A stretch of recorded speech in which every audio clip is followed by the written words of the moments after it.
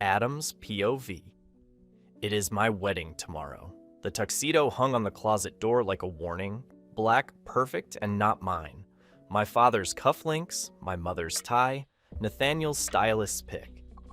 Every piece screamed control. My phone buzzed again. Mark, dude, get your ass here. It's your bachelor party, not a funeral. Ethan, you can't bail on us last night of freedom. Freedom. I almost laughed. That word didn't belong to me. I sat there staring at the tux, feeling like a guest in my own life. Tomorrow, I'd smile for cameras and marry someone I didn't love for a deal I never wanted. So I stood, grabbed my coat, and walked out into the night. The private club was loud with music and flashing lights. My friends were already drunk and dancing like idiots. Adam Davis! Mark yelled, throwing an arm around me. The man, the myth, the merger. I laughed. Maybe that'll be my wedding slogan. Ethan handed me a drink. You're marrying politics, not a person. I smirked. Then I'll send them a thank you card. We all laughed. One drink turned into two. The noise faded, and for once, my thoughts did too. Then he walked in dressed in black, and calm in a way that didn't match the room. Tousled hair, dark eyes that noticed everything. He wasn't like the others. No fake smiles, no loud voice, just presence. His gaze lingered on me a bit too long. Mark called him over. Revan, meet Adam, our groom of the hour. I met his eyes. Revan, the escort. Revan smiled, voice low and steady. Nice to meet you. He offered his hand.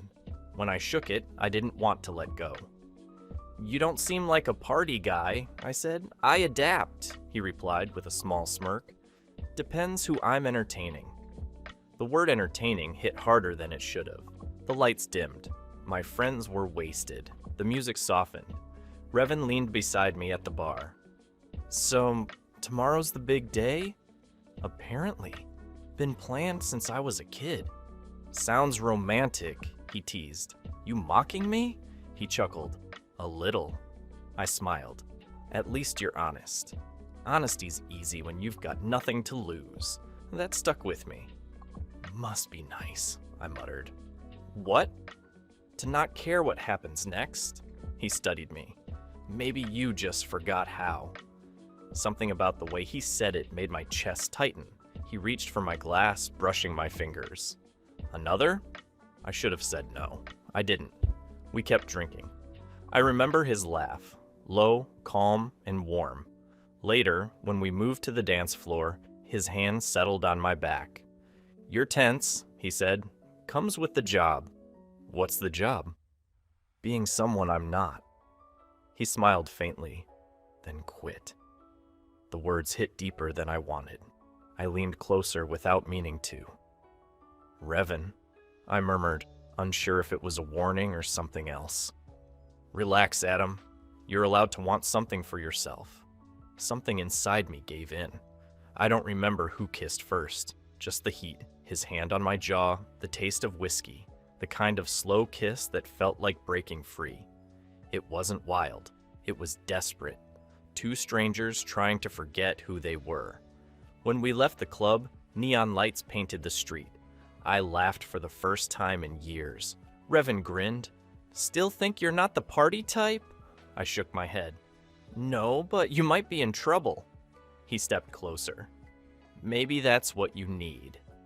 We walked off into the night, laughter trailing behind us. The hallway outside the suite was too quiet for how fast my heart was beating. The alcohol had worn off, leaving everything sharper.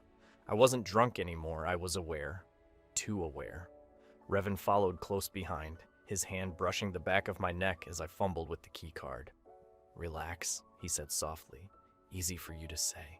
You're not losing your mind, I muttered. He leaned closer, his breath warm on my ear. Aren't I? The door clicked open. The room was dim, city lights leaking through the curtains. Silence hung heavy between us. I turned to him. He stood by the door, watching me like he could see straight through me.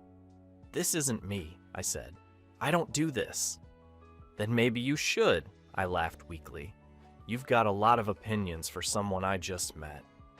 Maybe I just notice things. Like what? That you look like a man pretending to be fine. I should have told him to leave instead. I grabbed his shirt like I needed to hold on to something real. Revan stepped closer, his fingers brushing my face. You can tell me to stop. I don't think I can. He smiled, sad, soft, and kissed me. It wasn't wild. It was slow, careful, like he understood exactly how close I was to breaking. His lips moved with patience, his hands steadying me when everything else felt like slipping away. For once, I wasn't thinking. I wasn't pretending. I was just feeling. The kiss deepened, hesitant at first, then desperate. It felt like something inside me cracked open, years of control falling apart. He pressed his forehead to mine, breath uneven. You don't have to be perfect right now. Then what do I have to be? Real. That word undid me. I kissed him again, harder this time. My hand slid up his chest, feeling his heartbeat. Rain began to patter against the window, soft and steady. He guided me backward toward the bed, never rough, just constant. When his fingers brushed my collar and started unbuttoning, I didn't stop him. Every touch felt intentional. His lips traced my jaw. I whispered his name. It wasn't lust. It was something deeper, raw, and quiet. When he finally looked at me, I saw it. Fear and longing, just like mine. This shouldn't, I started. I know, he said, smiling faintly, but it does. And then everything blurred. The warmth, the breath, the way he made me feel real for the first time in years. Next morning, I woke to harsh sunlight and a pounding head. The other side of the bed was empty. For a second, I thought I'd imagined it, until I saw the note on the nightstand. Forget this. It was a job. My stomach sank. No name, no number. Just that. I laughed bitterly. Of course. Dragging myself up, I put on my tuxedo. Every button felt heavier. In the mirror, I looked composed again. The perfect son, the perfect groom. No one would ever know. But when I adjusted my tie, my reflection looked different. The same face, just darker somehow. The worst part wasn't that Revan left. It was that, for one night, I'd actually felt alive. Same morning. Wedding I couldn't stop thinking about last night. The way Revan's hand brushed my jaw, the way he breathed my name. Everything inside me that usually screamed rules and duty had gone quiet for once. Now I was walking down the aisle. Cameras flashed, and the tux felt like a chokehold. My father's choice. My father's dream. Nathaniel waited at the altar, my perfect politician fiancé. With that practiced grin that could win votes and hide lies, I felt nothing. Nothing but the ghost of Revan's touch. The hall looked flawless. White roses, polished marble, sunlight spilling through stained glass. It wasn't a wedding. It was a campaign. Breathe, my mom whispered behind me. I tried. It didn't help. Step after step, I forced myself forward. My dad's proud nod, my friends' fake smiles, the weight of every expectation pressing down on me. And then I saw him, Revan, standing right behind Nathaniel in black, holding a clipboard like part of the event staff. Calm, collected, looking straight at me with that damn half smile. My heart stopped. You've got to be kidding me. Nathaniel frowned slightly. What's wrong? I couldn't answer. Revan stepped closer, pretending to fix some flowers near the altar. His voice dropped low. Just for me? Didn't expect to see you again, Mr. Davis. My pulse spiked. You shouldn't be here, I muttered through a forced smile. He smirked. You paid for the full package last night. Think of this as customer service. I nearly choked. Keep your voice down. Relax, he whispered. No one here knows how you sound when you're not pretending. The words burned. Memories from last night hit hard. His mouth, his voice, the way he made me forget who I was supposed to be. Nathaniel touched my arm. "Adam, you look pale." "I'm fine." He gave that polished grin again. "We're almost there." Almost there, almost trapped. The priest cleared his throat. The music faded. Everyone was watching. Nathaniel looked perfect. Revan looked alive. And I broke. "I need a moment," I said. The crowd murmured. My father's jaw clenched. Nathaniel leaned in, smile still plastered on. "Adam, not here. You'll embarrass us." "Maybe you shouldn't care so much about us," I whispered back. "I just need time to be ready." The words hung in the air. My father looked furious, whispering something to my mother, who tried to calm him. He glared at me like I'd destroyed everything he built. Nathaniel, ever the showman, had turned to the crowd with that fake charm. "Of course, darling." We both deserved to be sure. Laughter rippled through the guests, the tension dissolving like nothing had happened. But I stepped back from the altar, my heart pounding. Revan's smirk faded, his eyes soft now. Almost sorry. As I walked past him, I stopped. "You're good at disappearing," I said quietly. He looked at me, voice calm. "You're good at pretending." My chest tightened. "Not anymore." And I walked down the aisle, not toward Nathaniel, not toward my father's expectations, but toward the door, past the cameras, past the whispers, past everything that wasn't real. Behind me, I could feel Revan's eyes on me, steady, knowing. For the first time in years, I didn't feel like someone's puppet. I felt free. 1 week in the world didn't. Pause when I walked away from the altar. It just started judging harder. Every morning, headlines screamed about my cold feet. Photos of Nathaniel and me were everywhere, torn apart by gossip. My father called nonstop, furious. "You humiliated this family," he said over breakfast, his voice sharp and cold. "Do you realize what that stunt cost us? The Clarks aren't replaceable." I'd stopped explaining myself. He didn't want truth, just control. A week later, I sat across from Nathaniel at dinner. My father watched us like a hawk. Nathaniel was calm, polished, and every move rehearsed. "It's fine, Mr. Davis," he said smoothly. "Cold feet happen. We're planning a joint interview. Spin it as a reconciliation. The media will love it." My father's glare didn't soften. "Make sure they do. We can't afford to lose this deal over Adam's dramatics." Nathaniel smiled, cutting his steak. "Don't worry, we'll fix it. Just try not to run next time." My jaw clenched. "You make it sound like PR." He raised his glass. "Isn't it? Our lives always are." I didn't respond, because for the first time, I realized he was right. The next few days were a blur of fake smiles and interviews where Nathaniel and I said all the right things, taking time to grow together, replanning a smaller ceremony. Love is patient. Every word felt like a lie. By the end of the week came the charity gala my father insisted I attend. You need to show stability, make people forget. So I wore my old tux and walked into a ballroom filled with polite laughter and champagne that burned worse than guilt. Nathaniel wrapped an arm around my waist for the cameras. "Smile like you love me," he whispered. I did. I'd practiced that smile my whole life. Then I saw him. Revan, standing at the bar in a casual fit, calm and sharp like he owned the room. He was here again for what? Escorting another rich guy? Our eyes met, and everything around me went quiet. I forgot Nathaniel. I forgot to breathe. And then Revan started walking toward us. Nathaniel noticed first. "Have we met before?" Revan nodded politely. "Mr. Clarke, Mr. Davis." His tone was smooth, but his gaze lingered on me. Nathaniel's head turned.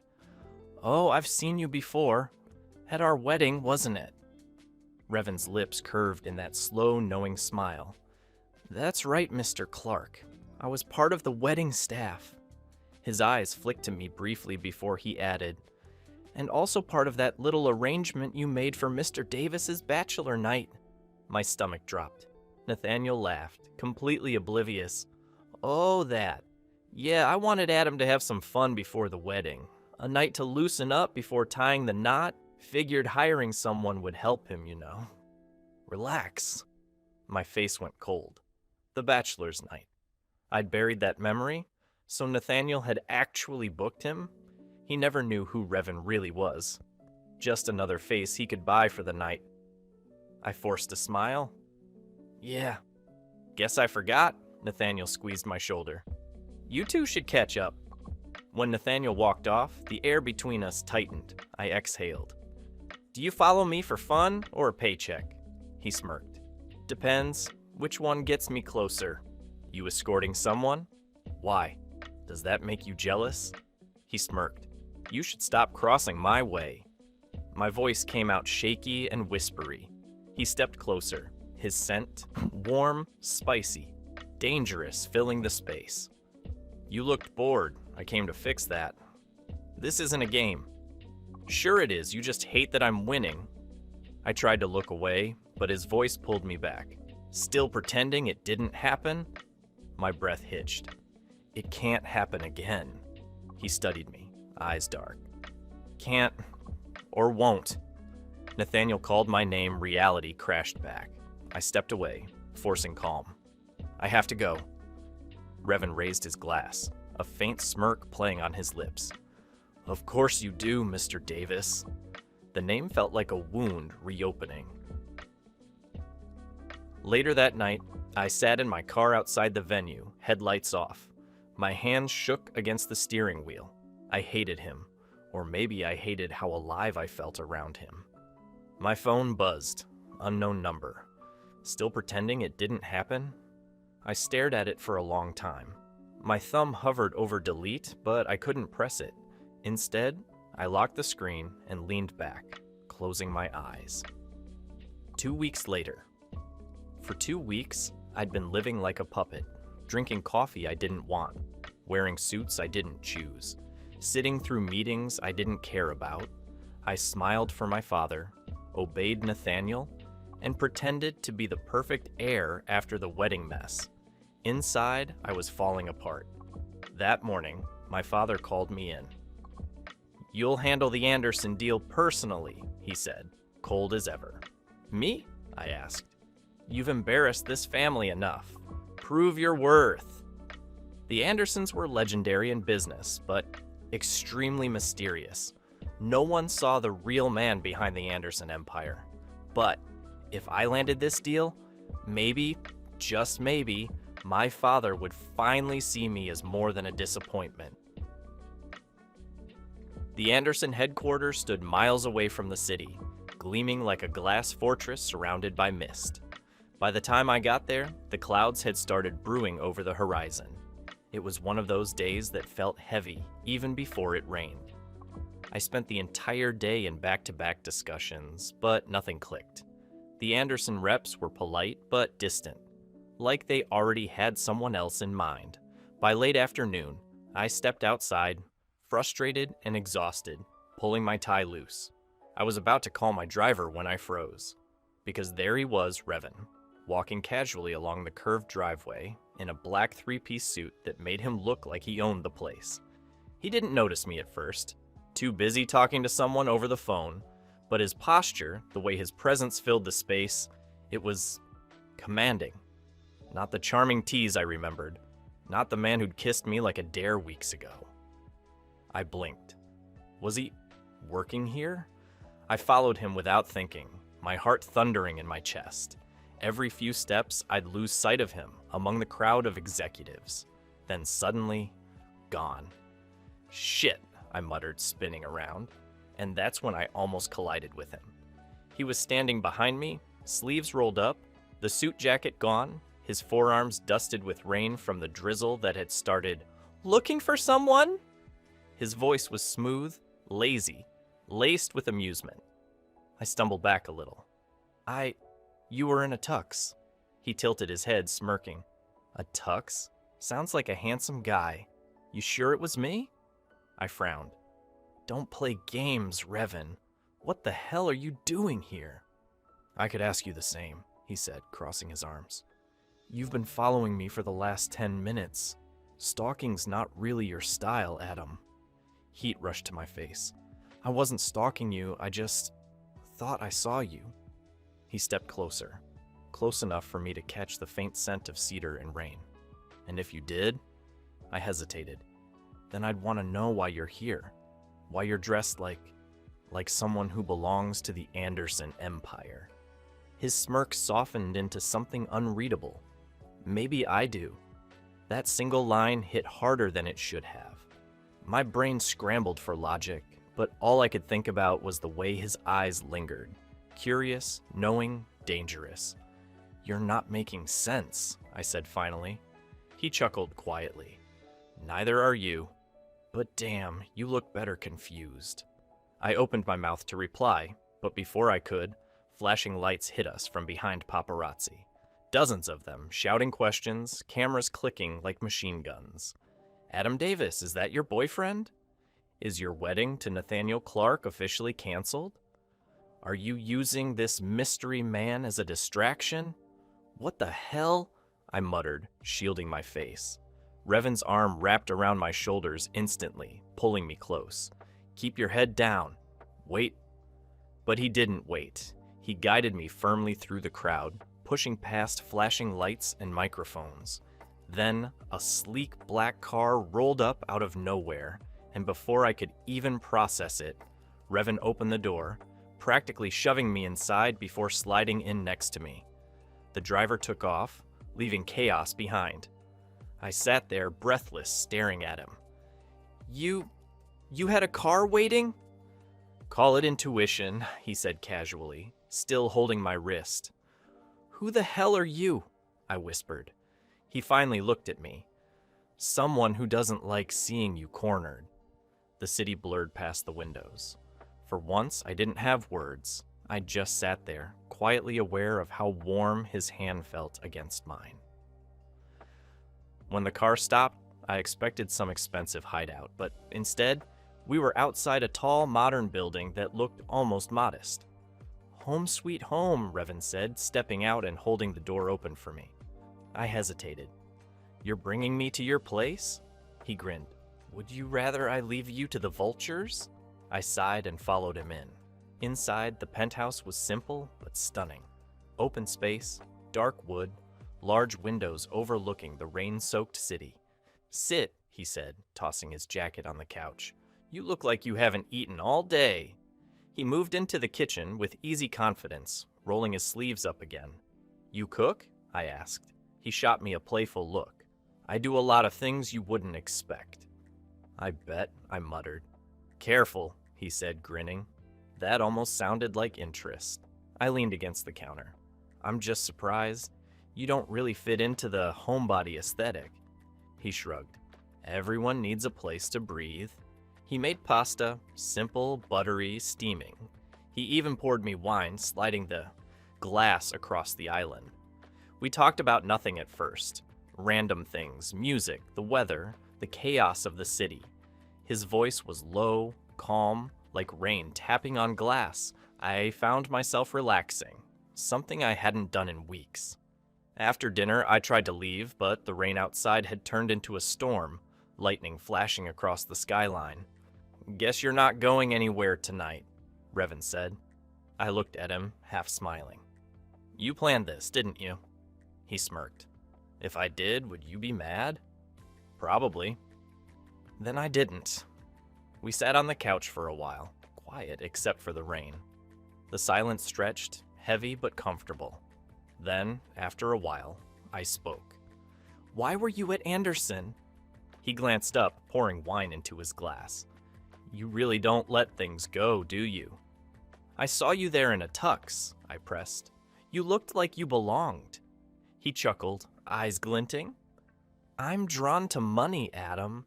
It keeps life interesting. Rich people are my kind of entertainment and income. That's your explanation? He shrugged lazily. You've seen my place? Nice furniture doesn't pay for itself. It was smooth. Too smooth. The kind of line meant to end a conversation, not answer it. But something in his tone, too calm, too rehearsed, made my chest tighten. I nodded slowly, pretending to buy it, though my gut screamed otherwise. At some point, my eyes felt heavy. I didn't realize I'd drifted off until I felt a hand brush my hair back. "Come on," he said quietly. "You can crash in the guest room." When I tried to argue, he just smiled and walked over, placing a hand on my shoulder. "Adam, sleep." Something in the way he said it, gentle but firm, made me give in. He tucked the blanket around me before leaving the room. The last thing I saw was his silhouette in the doorway. That night, I dreamt of what my life could have been. Quiet, real, free. Next morning, morning light filtered through the curtains. The space beside me was empty, but on the dining table sat a plate of breakfast and a note. "You talk in your sleep. Next time, dream about something nice." I couldn't help it. I smiled, then immediately stopped, because smiling meant something. Feeling meant something. And that terrified me. I couldn't afford to fall for someone like him. Someone I didn't even understand. I left quietly, calling a cab since my driver wasn't answering. Halfway back to the city, the cab broke down. "Sorry, sir," the driver said, a frail man with trembling hands. "Engine's acting up." Rain started to pour, hard, cold, relentless. I sighed, stepping out to help push the car toward a small repair shop nearby. Within minutes, I was drenched. My phone buzzed. Nathaniel. For a split second, I thought maybe, just maybe, he cared. "Adam," he barked the second I answered. "Do you have any idea what's happening online?" The warmth in my chest died. "What are you talking about?" "The pictures. You with that escort? What the fuck were you on? The press thinks you cheated, that we're faking our engagement." I closed my eyes, water dripping from my hair. "It wasn't like that. Doesn't matter what it was. You're making us look like idiots. You'd better fix this." "I'm standing in the rain helping a cab driver, Nathaniel. Maybe fix yourself first. Don't play victim, Adam. You're lucky I am still considering the merger." Something inside me snapped. Maybe I'm done being anyone's business deal. He scoffed. "You wouldn't last a week without me. Watch me." And I hung up. Then I blocked his number. My chest felt lighter. Heavy too, but lighter. The cab was fixed soon after, but I didn't tell the driver to take me home. Instead, my voice came out low, almost automatic. "Take me back to where you picked me up." He nodded. Rain still poured when we stopped outside Revan's building. I didn't think. I just moved, heart hammering, soaked to the bone. When the door opened, Revan stood there shirtless, hair damp, eyes widening at the sight of me. "You look like hell," he said softly. "Feels about right," I muttered, water dripping onto his floor. He didn't say anything, just grabbed a towel, placed it on my shoulders, and guided me inside. The silence between us was thick, heavy with everything unspoken since the day we met. Finally, I broke it. "I can't keep pretending." He stilled. "Pretending what?" "That everything's fine, that I'm fine, that I want this life." My voice cracked. "I'm tired of being what everyone else wants." Revan stepped closer, his hand lifting to my face. His thumb brushed against my jaw, slow, deliberate. "Then stop," he whispered. My chest tightened. "It's not that easy. It never is, but it's worth it." I looked up at him, the storm outside flashing against the glass. "Why do you care?" He smiled faintly, almost sad. "Because I see you, Adam, even.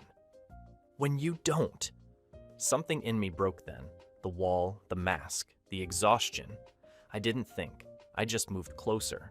His breath mingled with mine, and I whispered, trembling, "I just wanted to feel human." His reply came soft, against my lips. "You always were. You just forgot." And then he kissed me. It wasn't rough or rushed. It was slow, aching, like we were both afraid it might end too soon. My hands found his shoulders, his warmth grounding me as everything else blurred out. The storm, the world, the noise. The kiss deepened, desperation bleeding into it. My fingers tangled in his hair as he whispered against my skin. Stay. I shouldn't, I breathed, even as my body leaned into his. Then don't think, he murmured. Just feel. The tension melted into something heavier, needier. His hands traced my back, my heartbeat stuttering under his touch. And when he pulled me closer, our breaths hitched, and everything between us burned quiet and real, until the night swallowed the sound. A month later. It had been a month since the night it rained. The night I let go. The night I finally stopped pretending and fell into something I couldn't explain. And the strangest part? I didn't regret it. Revan had become my quiet escape. My mornings began with his voice, low and calm, and my nights ended tangled in his warmth. He was gentle when I needed it, firm when I broke apart. Yet no matter how close we got, no matter how many times I felt his heartbeat against mine, I knew there were parts of him that stayed hidden. Sometimes he'd stare out the window after we made love, eyes distant. When I asked what he was thinking, he'd just say, "Memories." It was both beautiful and terrifying, how someone could feel like home and a stranger at the same time. Nathaniel ended things 2 weeks later. His tone was cutting when he called. "The wedding's off, Adam. My party thinks you've become unpredictable." "Good," I said flatly. "Then we finally agree on something." He laughed, short and bitter. "You'll regret this. So will your father." He wasn't wrong. Within days, the Davis Company started sinking rumors, whispers, false reports of embezzlement, tax leaks. My father stormed through the house daily, barking orders into his phone, his nerves stretched to breaking point. Then one morning, I woke to flashing news banners. Davis Enterprises under investigation for fraud and embezzlement. CEO detained. My hands shook as I switched channels, hoping it was false. It wasn't. I thought it was Nathaniel behind this, but he wasn't. But then who? They showed my father in handcuffs. My mother's frantic voice echoed through the halls. Everything I'd grown up believing in, our family name, our empire, was collapsing. I didn't even realize I was crying until Revan found me outside my company, silent tears streaking my face. "Adam," he whispered, kneeling beside me, thumb brushing away the tears. I didn't speak. I just clung to him, desperate for something real.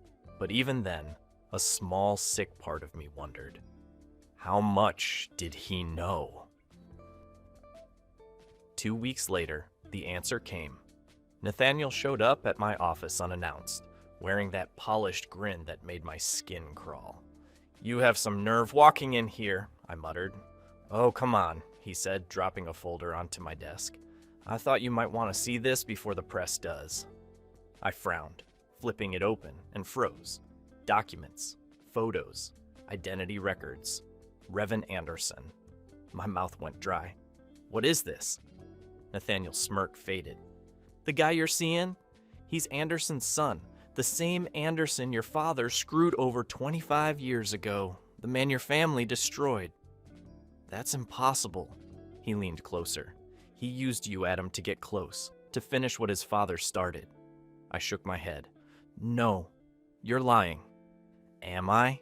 he said, eyes cold. "I saw him at that cafe with you. His guard outside had the Anderson crest. You didn't notice. I did. Do you really think I wouldn't dig deeper?" I wanted to throw him out, to scream, but the words wouldn't come. That night, I went to Revan's penthouse. He opened the door like he'd been expecting me. "Adam," he said quietly. My voice trembled. "Was I just part of your assignment?" He looked away, jaw tightening. "That's how it started, not how it ended." "Don't you dare play that card with me," I snapped, voice cracking. You Used me. He didn't argue, just reached for the remote and turned on the TV. The news headline blared, Nathaniel Clarke, arrested for corporate fraud and collusion. I blinked, stunned. Revan's voice was steady. I didn't ruin you, Adam. I saved you. Your father and Nathaniel's families have been bleeding the company dry for years. I exposed them. Why? I whispered. He met my gaze, eyes shadowed. Because once, our fathers built that. Empire together. Davis and Anderson. Daverson. They were friends until your father took it all. Lied, forged documents, left mine with nothing. I was 5 when I watched my mother beg for rent. He took a step closer. I rebuilt everything from ashes. My father died before seeing the success his son got him, but I promised I'd make the one behind my father's misery pay. My chest ached. So, this me was what, your revenge? He flinched. No, you were my mistake, the one thing I didn't plan for, and neither do I regret. The silence between us hurt more than shouting ever could. I can't do this, I whispered, and I walked away before he could stop me. Weeks passed. I buried myself in what was left of Davis Enterprises. Most of our clients left, our name tainted, but I refused to give up. I fought the board, rebuilt what I could, stayed late every night until exhaustion numbed the pain. The media loved tearing me apart. The fallen heir, the betrayed lover, the son of a fraud. Through it all, Revan never reached out. Until one day, a bouquet of white lilies arrived at my office. No note, just the initials, R.A. I didn't throw them away. By the end of the second month, I'd done it. The board reinstated me as CEO. It was smaller, humbler, but mine. The next time I saw Revan was at a business gala. He stood across the ballroom, surrounded by people, his tuck sharp, his posture composed. The Anderson air, no longer a secret. When our eyes met, my breath caught. His expression was unreadable, but his gaze still knew me. I turned away. I couldn't do this in public, but Revan never took no for an answer. He caught me near the washroom, his hand gripping my wrist gently. Adam, wait. Let me go. Please, just listen. Why? So you can justify it again? He exhaled sharply. I'm not here to justify. I'm here to tell you I'm sorry. I didn't move. He stepped closer, his voice low. Everything I did before I met you, it was for revenge. But then you happened, and I started questioning what I even wanted anymore. Stop, I whispered, blinking back tears. You made me feel human again, Adam. I didn't even know I'd forgotten how. That broke me. The tears came quietly, helplessly. You made me believe I could be loved again. After everything Nathaniel did, I thought I was done. But you played me worse. He looked wrecked. I know, and I'll spend the rest of my life proving you wrong about me. I didn't answer, I just said, I need time. He nodded, eyes soft. Then take all the time you need. I'll wait. He meant it. For 5 months, Revan waited. Every week, he sent something small. A book I once mentioned, a text that just said, hope your day's kind. He never pushed, never demanded, just stayed there, quietly. And slowly, I started to trust again. We began meeting for coffee, then dinner. Then nights that ended with soft laughter and touches that said more than words ever could. Revan was different now, gentler, stripped of his walls. One night, as he cooked dinner at his penthouse, I asked, why me? He smiled faintly, because you see me, not my name, not my company, just me. I didn't reply. I didn't need to. It happened 6 months after everything. Outside my company building, paparazzi swarmed. Revan had just been spotted leaving my office, rumors swirling about our secret relationship. The chaos was deafening. Flashes, shouts, accusations. I tried to leave quietly, but Revan stepped forward, pulling me beside him. Revan, please don't. He ignored me, facing the cameras. You all want a statement? His voice carried over the crowd. Fine, here it is. He turned to me, eyes locked on mine. I love him. The words hung in the air, heavy and real. Gasps erupted. Cameras flashed. My heart stopped. Revan, I whispered, shaken. He smiled faintly. No more hiding, Adam. No more pretending. I'm not ashamed of you. The reporters went wild, but all I saw was him. His honesty, his defiance, the way he looked at me like I was worth every risk. I stepped closer, my voice barely audible. You really are impossible. He chuckled softly. So are you. And then I kissed him. The noise around us faded, replaced by the rush of rain again. Soft, relentless, like the night it all began. It wasn't perfect. We weren't either. But in that moment, it didn't matter. Because for once, I wasn't pretending. And as his hand slipped to my waist, pulling me closer under the camera lights, I whispered against his lips, I love you too, Revan. Epilogue. A year later. It had been a year since that chaotic night that changed everything. And somehow, every day still felt like the first time I met Revan. Same spark, same tease, same ridiculous pull that made breathing feel optional when he was around. My father and Nathaniel were still rotting behind bars, and I never lifted a finger to help. The man who destroyed Revan's father's life had no business being part of mine. I'd built myself back up, stronger, sharper. People now call me the new Davis, but with Anderson backing me, I was untouchable. Revan's public confession of love had turned him into media gold, though he'd gone back to his usual mysterious self, avoiding interviews like the plague. A week ago, he'd flown abroad for meetings, leaving me to attend Mark, my friend's bachelor party. Alone, I was nursing my drink when yet another flirtatious escort leaned in. I smiled politely, about to decline, when a familiar warmth pressed against my back. A low voice brushed my ear. Looking for company, Mr. Davis? I charge extra for repeats. I froze, laughter bubbling up. Revan Anderson, are you seriously pretending to be an escort again? He smirked, fingers brushing my wrist. You didn't seem to mind last time. The air between us thickened, his breath mingling with mine, heat sparking like the first night. My pulse stumbled, heart stupidly racing. Maybe, I murmured, turning to face him, because one bachelor night with a male escort clearly wasn't enough. He grinned, pulling me close until the music drowned the rest, and everything else faded to black. The end ever caught feelings for someone you were never supposed to? Thanks for watching. Subscribe to become part of our Rainbow Force, and consider joining our membership for early access and exclusive content. Stay wholesome.